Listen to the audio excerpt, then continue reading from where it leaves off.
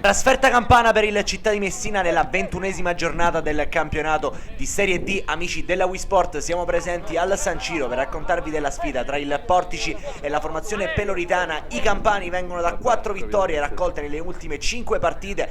Nell'ultima settimana un successo contro il Gela. Dall'altra parte il Città di Messina, probabilmente nel peggior momento della stagione, viene da 4 sconfitte consecutive, l'ultima rimediata tra le mura interne del Despar Stadium contro la Nocerina. Ancora 3-5-2 per Mister Furnari, ma sono tanti i cambiamenti in virtù dell'indisponibile e degli infortunati. Berigashvili in porta, in difesa Bombara affiancato dai due classe 2001, Grasso e Dama a centrocampo, Fragapane e Crucitti sugli esterni, Quintoni e Nicosia a centrocampo, trequartista Paolo Argomenti, il neo giallorosso, a supportare Galesio e Codagnone. Pronti dunque a raccontarvi del film del primo tempo. Il Portici attacca da destra verso sinistra, ma la prima chance l'avrà il Città di Messina con questo scambio sulla destra. Argomenti riceve il pallone da fermo, cross all'indietro, Codagnone non riesce a toccare, Nicosia va alla conclusione, alta sopra la traversa, difesa da Marone. Ancora Città con il corner affidato al sinistro di Quintoni, va direttamente in porta Peppe Quintoni, Marone riesce a deviare, poi il fallo in attacco sul portiere del Portici. Si resta dunque sullo 0-0 quando è ancora Quintoni a mettere il pallone all'indietro da calcio d'angolo, riceve Davide Dama, cross sul secondo palo, tutto solo Bombara, mette dentro, Grasso sopra la traversa. Che chance per il Città di Messina, clamoroso errore sotto porta, c'era anche Paolo Argomenti tutto solo. Prima chance anche per quanto riguarda il Portici, calcio d'angolo in proda, manda sul secondo palo alto sopra la traversa. Codagnone gestisce il pallone ma lo perde, allora si apre in campo aperto la formazione del Portici, pallone scaricato sulla destra dove c'è Onda che col sinistro colpisce per la prima volta la porta di Zura Berigashvili. Rivediamo qui il pallone recuperato a centrocampo e poi il mancino sotto il legno della porta difesa dal georgiano. 1-0 per il Portici con il proprio numero 10 Onda. Si scatena l'esultanza sotto il settore dei tifosi porticesi, ancora Portici in avanti, calcio punizione, pallone sul secondo palo, il colpo di testa sfiora il raddoppio.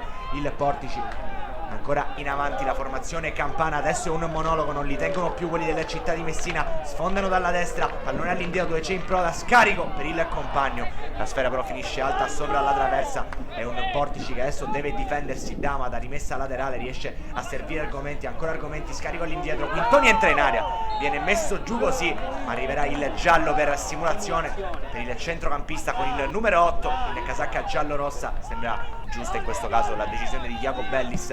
Ancora Portici che riesce a spazzare questo pallone, lo tocca in proda dall'altra parte per Prisco, in gran girata aerea. Prisco trova il raddoppio del Portici, 2-0 per la formazione campana, una gran volée con il destro sul secondo palo. Berigashvili la può solo guardare, adesso il Portici continua a spingere con in proda sulla destra, prova a mettere dentro, sfiora il 3-0 il numero 9 della formazione campana che continua a spingere. I biancazzurri trovano spazio sulla destra, pallone che viene messo dentro, in proda non ci arriva, alla fine Crucitti riesce a deviare in calcio d'angolo ma soffre tantissimo il Città di Messina che è un calcio punizione affidato al sinistro di Quintoni, cerca il palo di Marone, sfera però finisce fuori. Momento di sbandamento totale per il Città di Messina che continua a regalare occasioni al Portici. Qui Grasso viene scartato facilmente dall'avversario, pallone a Coratella che va col destro, che gol del Portici, ancora in rete la formazione campana con il proprio numero 11 che fa partire un destro dai 16 metri che non lascia scampo a Berigashvili. È 3-0, Coratella si iscrive al tabellino dei marcatori. Continua il Città a perdere palloni sanguinosi a centrocampo, stavolta è Quintoni che se lo fa rubare da Onda, in proda, adesso sviluppa l'azione offensiva il Portici, ancora in proda, scarica dentro, forse una deviazione di Grasso, arriva il gol del Portici, 4-0 adesso.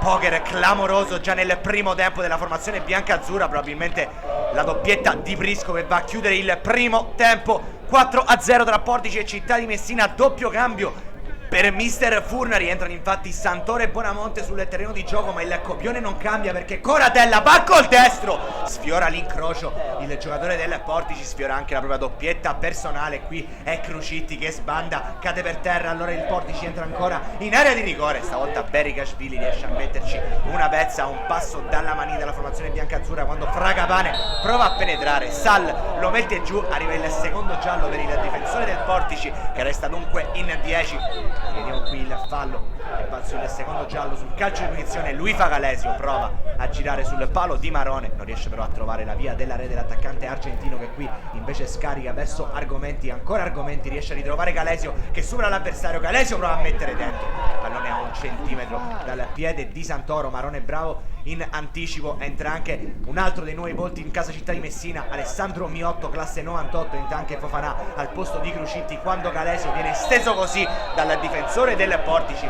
Vediamo il tocco sull'attaccante argentino, forse abbastanza generoso in questo caso il rigore concesso al Città di Messina dopo l'errore di Bombara contro la Nocerina, sarà proprio Galesio a incaricarsene, conclusione centrale, la sfiora solamente con il piede Marone, arriva il gol della bandiera della Città di Messina, attacca però ancora il Portici che non sembra sazio, pallone sul secondo palo, colpo di testa di poco alto sopra la traversa, finisce così anche la partita, triplice fischio al San Ciro di Portici, la formazione campana liquida per 4-1 il Città di Messina che adesso dovrà affrontare il Roccella. Un cordiale saluto amici della Wisport e alla prossima.